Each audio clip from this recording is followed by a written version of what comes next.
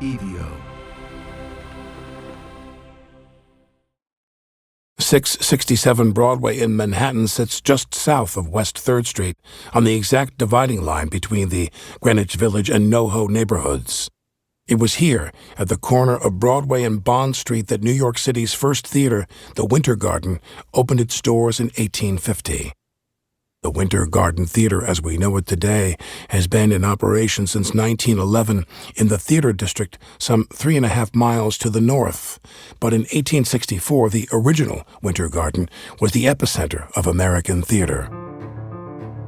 Styled after the great theaters of Europe, the biggest, the most respected names in show business performed at the Winter Garden. It was at this location, 667 Broadway, on November 25, 1864, that an historic evening of American theater took place. The reviews were nothing short of astounding. The accolades seemed without end. The most important critics of the day were all in agreement that the performance of Shakespeare's Julius Caesar, a benefit to raise funds for a statue in Central Park, was surely to be remembered. It was a performance that all others were to be judged against for as long as actors dared tread the boards anywhere in the world. The statue, to be erected with the funds from the triumphant benefit show, was of William Shakespeare himself, while the cornerstone of that monument had already been laid earlier in 1864. Various events, including the Civil War itself, would delay the creation and placement of the statue until 1872. Shakespeare's statue still stands proudly to this day in Central Park on the Literary Walk at the south end of the mall near 67th Street. In order to raise the necessary money for the project, the Winter Garden Theater would charge the astronomical sum of $5 per ticket. But the show was well worth the steep admission fee. After all, it was the first and only time that the three Booth brothers would share the stage. Welcome back to the Ides of April. I'm Alec Baldwin. Episode 3, Joy Cometh in the Morning.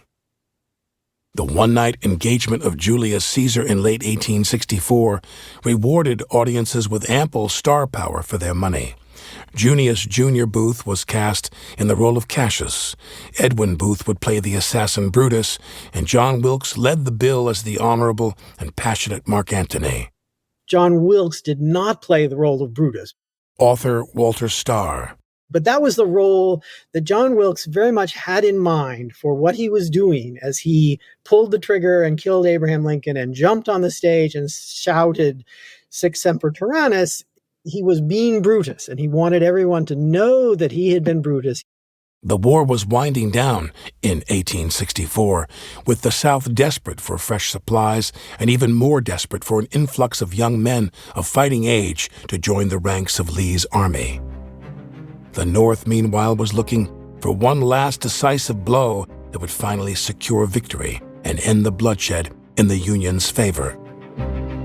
Loyalists to the Confederate cause were willing to try anything to turn the tide of inevitability, including an attempt to burn the city of New York to the ground.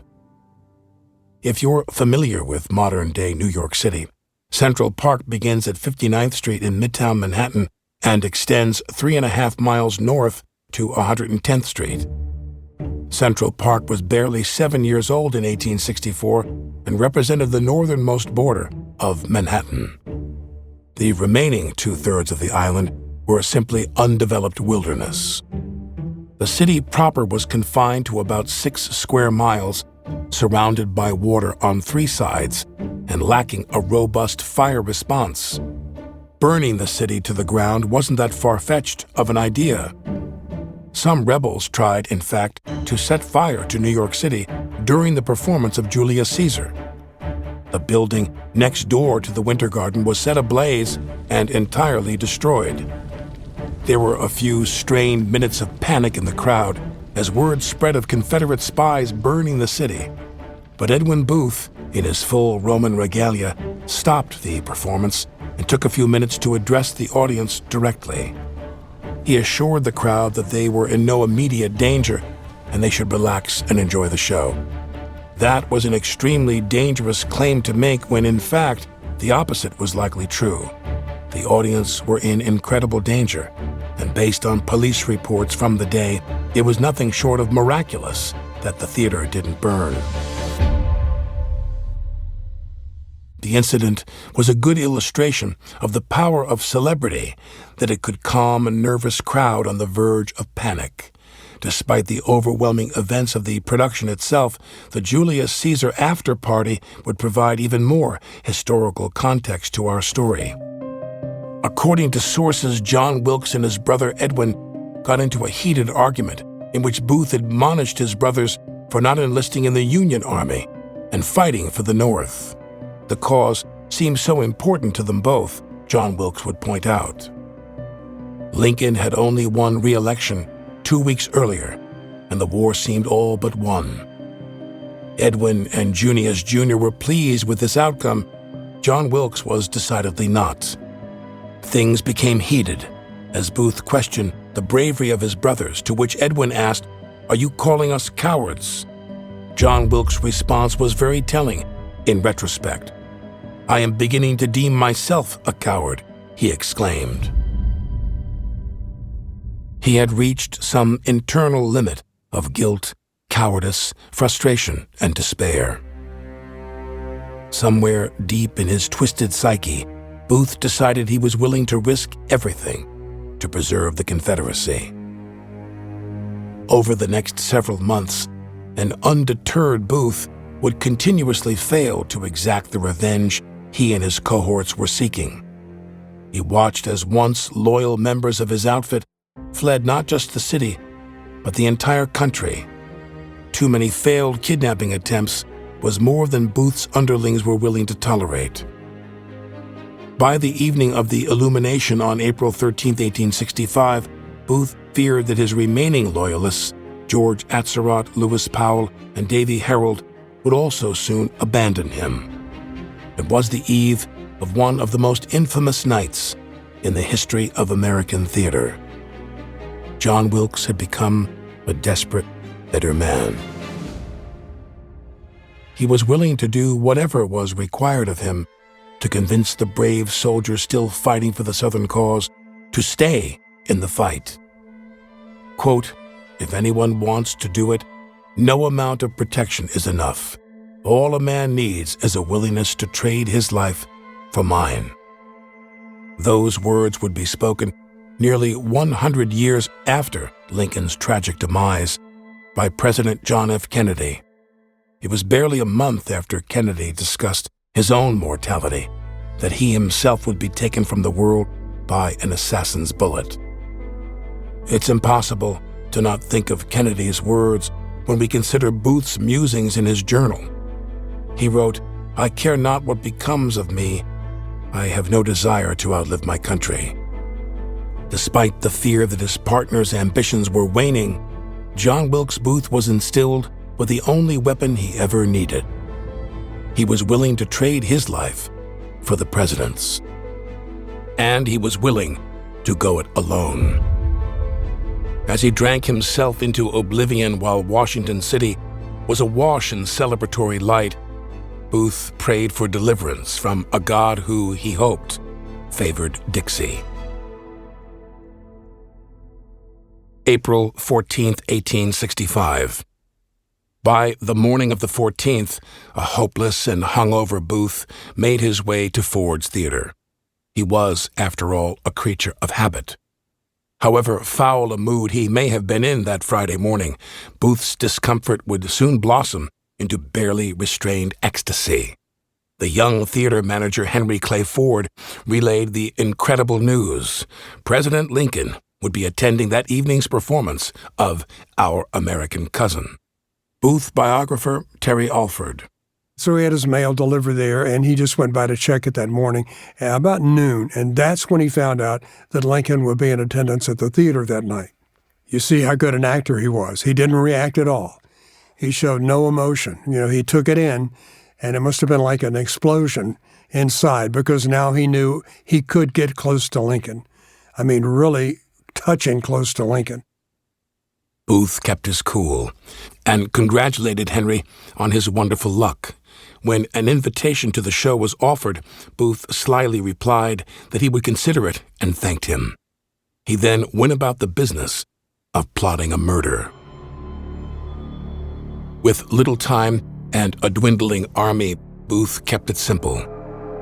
He would rely purely on the element of surprise and strict adherence to the creed so ominously later coined by the 35th president. All a man needs is a willingness to trade his life for mine. The circumstances were perfect for Booth. He was such a well-known figure at Ford's Theater that even on such an important occasion, his presence would raise no suspicions whatsoever. Booth strolled right into the theater and watched as workers prepared the presidential box. The decorations and bunting were hung. The portrait of George Washington was attached to the front of the balcony. The rocking chair that Lincoln preferred was maneuvered into the small box. Booth took it all in as he pondered his plan. He made his way up to the balcony level and fully examined the private box that Lincoln and his guests would soon be occupying. There were two doors, one that led to a small anteroom, sometimes used as a coat room. The other door led to the main viewing box. Booth knew what he needed, what every soldier needed: battlefield intelligence. He needed to know exactly where Lincoln would be sitting and how many people would be in the box. There could be no surprises when the time came to attack. He would also need to prevent entry into the anteroom from the main hallway in the event that he arrived too early and needed to wait without fear of being discovered. Both of these needs were met with a quick trip to the theater woodshop, where he procured a 3-foot wooden dowel from a music stand and a small hand tool for boring small holes in wood called a gimlet. With these items in hand, Booth made his way back to the private box and went to work. It took only a few minutes. A small hole was bored through the internal door that was barely visible, but still allowed Booth a clear line of sight into the box. He then tested the dowel. He used it as a makeshift doorstop that, when placed between the outer door and the inside wall of the anteroom, it was impossible to open the outer door. Satisfied that it would suit his purposes, the dowel was secreted away along the floor of the anteroom. His prep work at the theater was done. The stage was set. Booth just needed the other key players, none more important than President Lincoln, to make it to curtain on time. More from author Walter Starr. I think we can be pretty sure of what John Wilkes Booth had in mind. He's hoping for a period of chaos with the Union leadership all dead or dying, to allow the South to get back on its feet and fight what he views as its holy cause. He does view Lincoln as a tyrant. Many people ask, well, why did Booth want to kill the Secretary of State? I mean, what role does the Secretary of State have in running the government?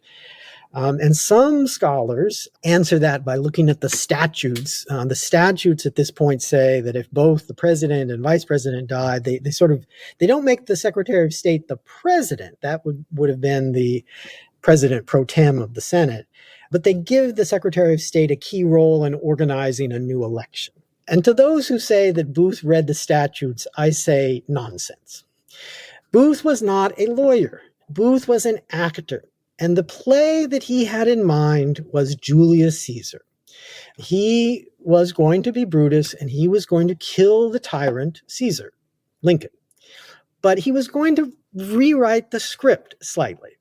If you recall the play of Julius Caesar, there's a debate among the assassins about whether they should kill not only Caesar, but Mark Antony. And ultimately they decide, no, we'll just kill Caesar, we will let Antony live. And that proves to be a mistake, because Antony, by the end of the play, is a tyrant as brutal as Caesar had been. So Booth was going to rewrite the script. He wasn't going to have any debate about whether to kill Mark Antony. He was going to kill Mark Antony. Booth would spend the rest of that morning and early evening in the planning stages of what he considered the crowning achievement of his life.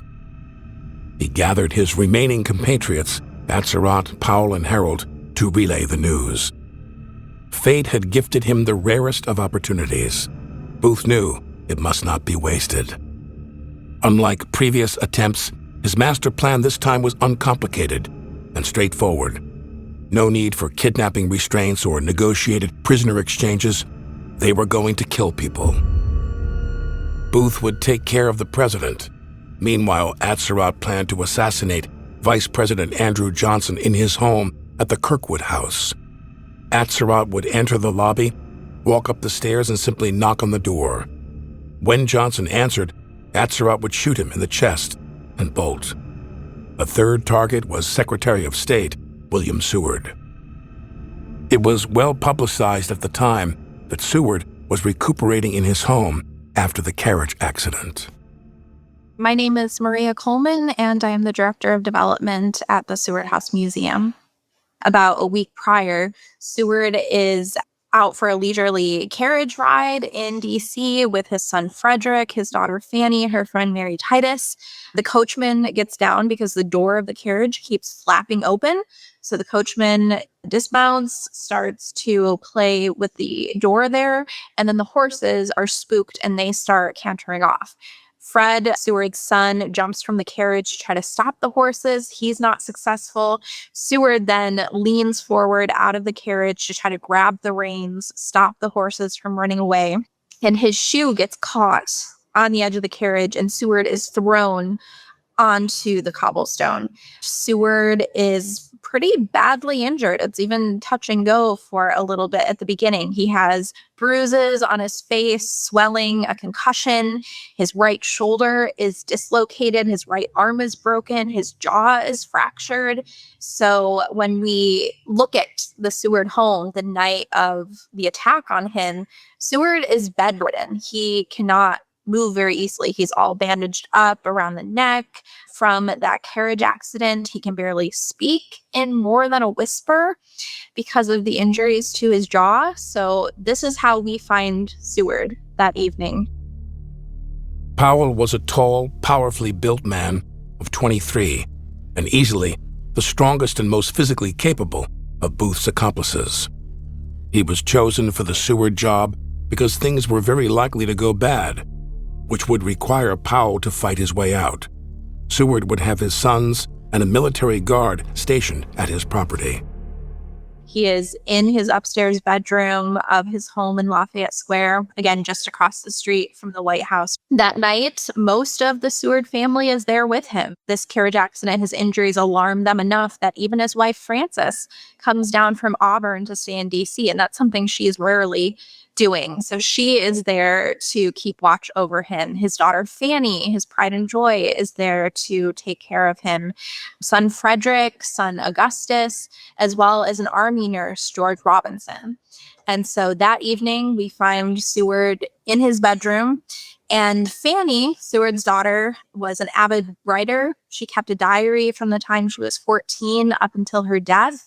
And she writes a firsthand account of everything that happens this night. And it's considered one of, if not the only, firsthand accounts of what actually happens to Seward within the walls of that bedroom.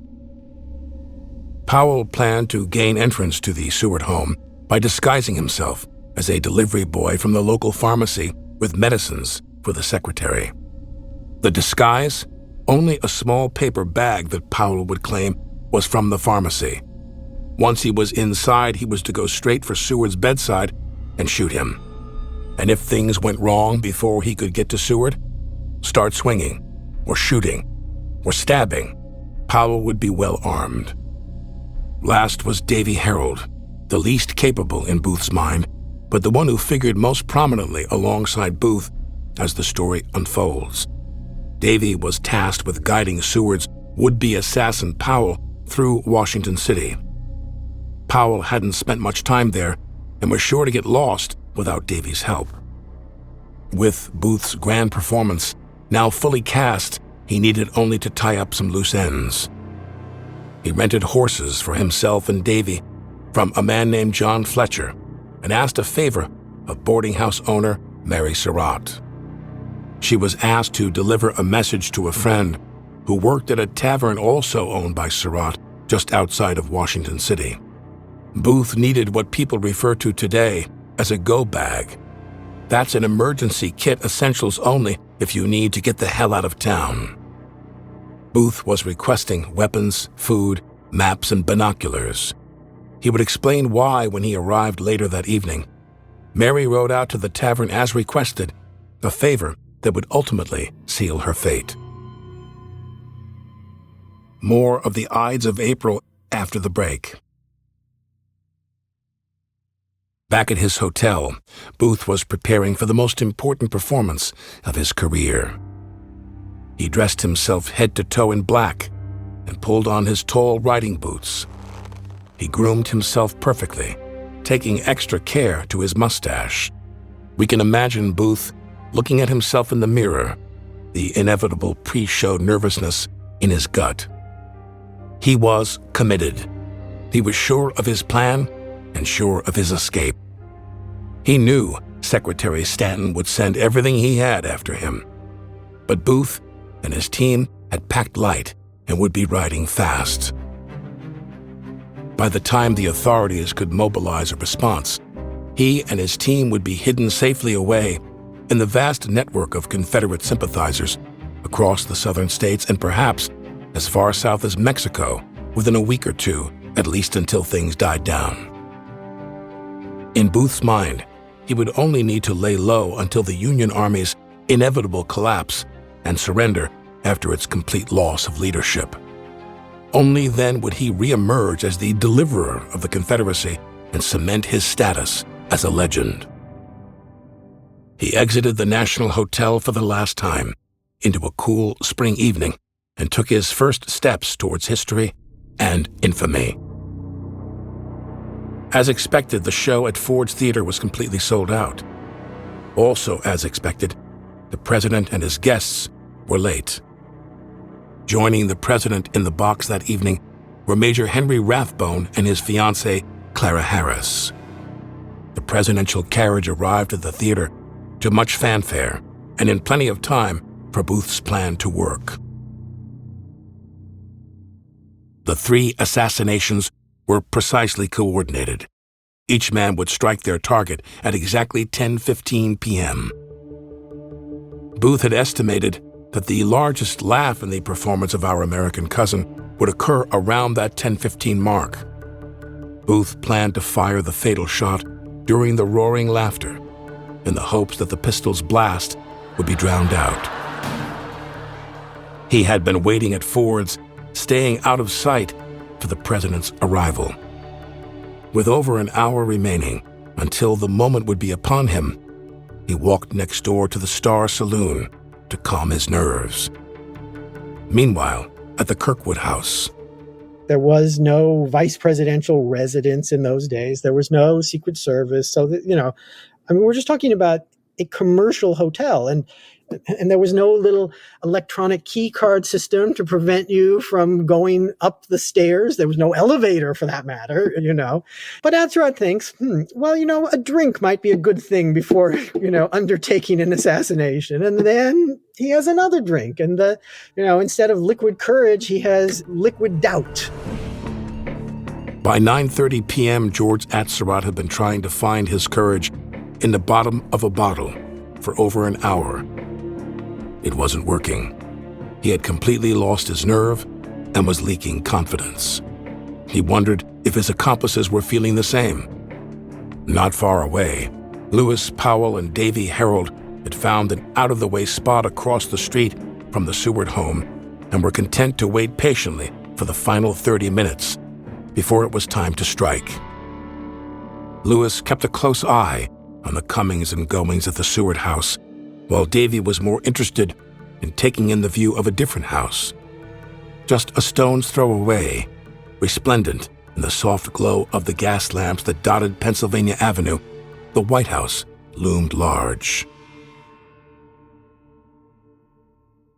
It was 10 o'clock. Back in the Star Saloon, Booth was leaving to return to Ford's when, legend has it, he was stopped by a boozy patron who recognized him. "I know you. You're the actor, the young Booth," the man announced. He then added, "You'll never be the actor your father was." With an evil grin, Booth is rumored to have turned to the man and replied, "Sir, when I leave the stage, I'll be the most famous man in America." The theater was a godsend because if you think about it, there've only been two successful assassins, in my view, and that was Booth and Lee Harvey Oswald. And what do they have in common? They both let the president come to them. In other words, Oswald shot Kennedy from the book depository where he worked. And Booth, of course, shoots Lincoln at the theater where he had worked many times, too, and in a physical setting he was very familiar with. It was 5 minutes past 10 when John Wilkes Booth made his way back into the empty lobby of Ford's Theater. He could hear the performance, the sporadic laughter, and the footsteps of the actors on stage as he slowly climbed the stairs to the balcony. Booth had actually performed in that play, not at Ford's, but earlier in his career when he was acting in Richmond. He had been in that play probably a dozen times, so he knew it really well. And he knew, critical point, he knew when the stage would be basically empty. In other words, in scene 1 of the third and final act, there's only one person on stage at one point. There's almost no furniture. In other words, nothing to trip over, not a lot of props to dodge. And critically, it's a front scene. In other words, it was set very close to the footlights. So that would bring him right in front of the audience. With one person on stage, no impeding props and couch or benches to knock over or impede you. Only time, in fact, in the whole play, there's one person essentially on stage for any particular time. So he picked that particular point, I'm absolutely certain. There was just one last obstacle for Booth to navigate. Lincoln's guard was stationed outside the outer door to the private box. There was one man standing between Booth and, in his mind, victory for the South. By 10:13 p.m., George Atzerodt was trying to find his nerves. His quarry, just up the stairs, was unguarded and unaware of danger lurking nearby. Atzerodt took a deep breath, rose from his bar stool, turned and made for the stairs. When he reached the second floor, he walked right up to Andrew Johnson's door and checked his watch. 10:14. It was go time. Suddenly, Atzerodt couldn't do it. He was no murderer. Faced with the opportunity to assassinate the Vice President of the United States, George Atzerodt walked away. He was ashamed by his lack of bravery and worried about what Booth might think. Mostly, he was curious if his compatriots would prove more courageous than he. Lewis Powell knocked on William Seward's front door just before 10:15 p.m. The door was answered by a servant named William Bell. More from Walter Starr. As an actor, he's given him a prop and has given him a script. He's got a little bottle of medicine, which he shows to the footman, and he knows the name of Seward's doctor. It's been in the newspapers, and so Booth has given him that as well. And Booth has also told him to be very firm that the doctor has instructed him to give this medicine to Seward personally. Powell started his delivery boy routine, but was instantly foiled when Bell innocently offered his thanks and said he would take the meds to the secretary right away. Powell's mind was racing. He grew nervous and dropped all pretense in favor of the brutish thug he actually was. Powell uttered several racial slurs and pushed past the servant. He was met halfway up the stairs by Seward's son, Frederick. He's led into the house, no problem. They think nothing of his cover story. He makes it up to the stairs. Frederick is there, stops him on the staircase, inquires again, why is he here? The medicine. Fred says, he's laughing to himself, thinking, okay, he took the doctor's orders literally. He's supposed to give the medicine to Seward. You can just give it to me, it's fine, and go on your way. Powell is very insistent. No, he needs to personally deliver this to Seward's bedside. Fred isn't giving up. Finally, Powell makes like he's going to turn around, go back down the stairs, turns back around towards Fred. Powell is armed with a gun and a knife. He tries to shoot Fred to silence him, but the gun misfires. So instead, he hits him on the back of the head with the butt of the gun, rendering the gun useless, which will come in handy later. But this badly injures Fred. It fractures his skull, exposing his brain in a couple parts. He's bleeding profusely. So this is what Fanny opened Seward's door to see in the hallway. Her brother Fred in this condition, which is just completely appalling to her, and standing next to him, this man that she has never met before, Lewis Powell. He then entered William Seward's room, and despite the presence of a Union soldier, Powell was able to launch himself onto Seward's bed, pull a large knife from his waistband, and attack. And this is not a small knife. This is a substantial knife, a Bowie knife. It is now in the collections of the Huntington Museum here in California. And with this knife, he presses Seward into the sickbed, and he slashes Seward about the face and neck. Seward struggles and manages to kind of throw himself off the bed, at which point the screams of Frederick Seward and Seward's daughter Fanny bring another son, Augustus, and a Union sergeant, and they wrestle with the assassin, Lewis Powell, who finally realizes he's not going to be able to stab Seward any further, turns and faces them, says, I'm mad, and dashes down the stairs, for good measure stabbing one of the other servants on the way out the door. The wounds were severe, gruesome, but somehow not life-threatening. The large, heavy brace that covered much of Seward's shoulders, neck, and head undoubtedly saved his life by preventing several of Powell's blows from doing any real damage. It's assumed at first, is Seward dead? How badly is he injured? Nobody knows. There's a lot of blood. Fanny writes in her diary, blood, my thoughts seem drenched in it. I seem to breathe its sickening odor. My dress was stained with it. Mother's was drabbled with it. It was on everything. The bed had been covered with blood, the blankets and sheet chopped with several blows of the knife. And so this is the scene. The doctors come to assess. As they're waiting for the doctors, Fanny is on one side of Seward, George Robinson, the army nurse, is on the other. He is coaching Fanny. They have wet cloths. They're trying to staunch the flow of blood from the injuries on his face. And from there, the doctors find that the injuries are not fatal. Seward will make a full recovery, but that is not the perception at first. It is, word starts to spread across DC that Seward is dead. Powell, in an attempt to hedge in the event he was caught, began hysterically screaming, I'm mad, as he fought his way out of the house. It was a last-ditch effort to convince any witnesses that a crazy person had been responsible for the attack. Powell burst out of the Seward home, adrenaline pumping and covered in blood, and abandoned by his guide. Evidently, Davy Harold heard the screams of murderer from inside the house and decided to save his own skin. Powell was alone in a strange city and was about to become the second most wanted man in Washington. At approximately 10:14 p.m., Booth approached the guard outside Lincoln's private box. At this point, even historians agree things get a little murky. We know for sure that Booth handed the guard a folded slip of paper. The guard read it and left his post. We don't know what was written on the slip of paper.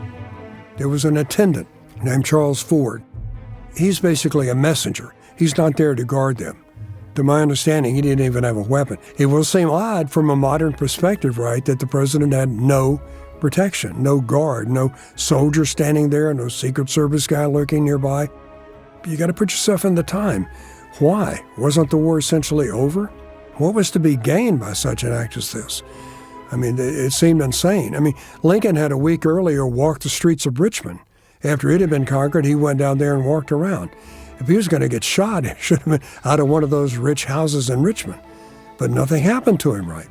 So I think everyone always knew there's a possibility of something crazy happening, but it seemed less and less and less likely now.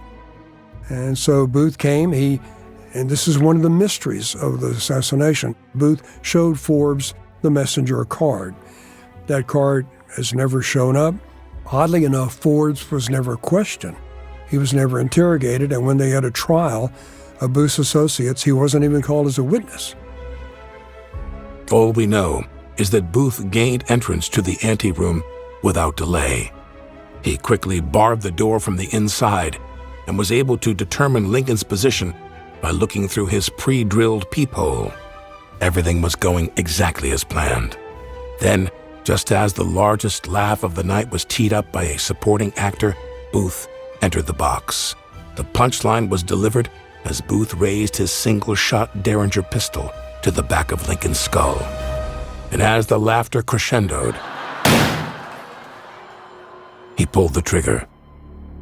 I've read several accounts. Some people think that he had the gun 3 or 4 inches from Lincoln's head. Some people think it was 3 or 4 feet. But in any case, he was very close to Lincoln's head with this single-shot Derringer, hits Lincoln in the back of the head, then has a struggle with an Army officer who's Lincoln's guest.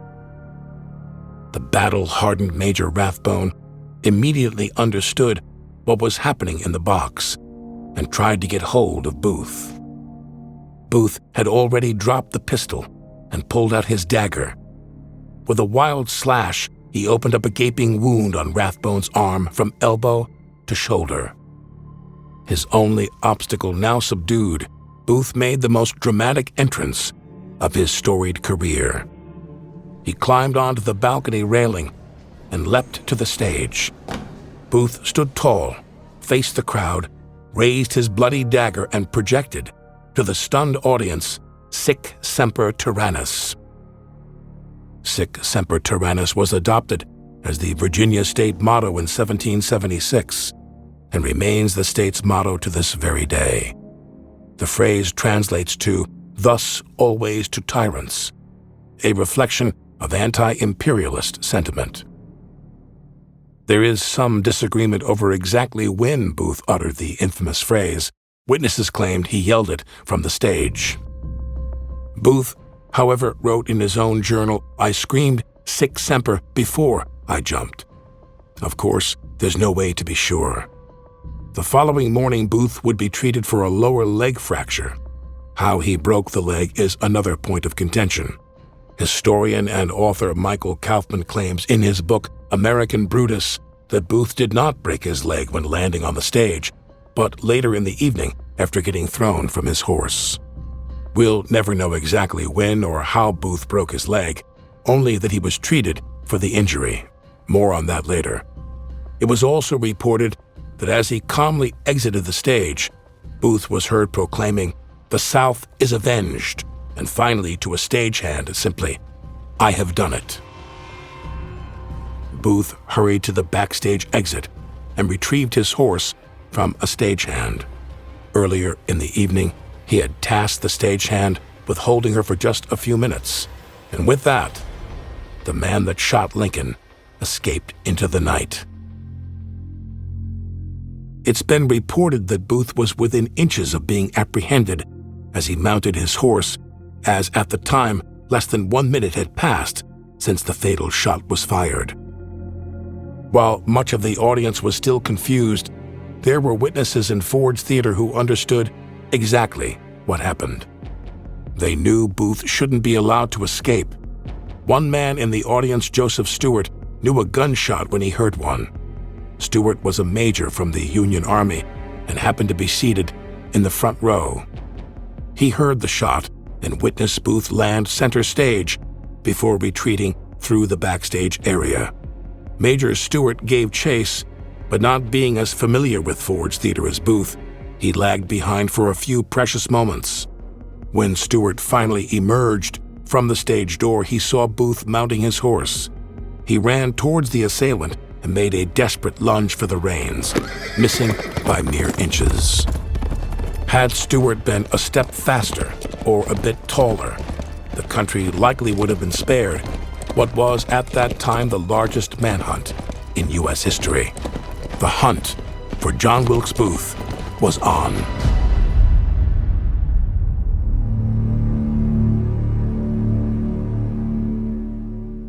On the next episode, the fugitives make their desperate escape from Washington, and the city gathers to mourn a dying president.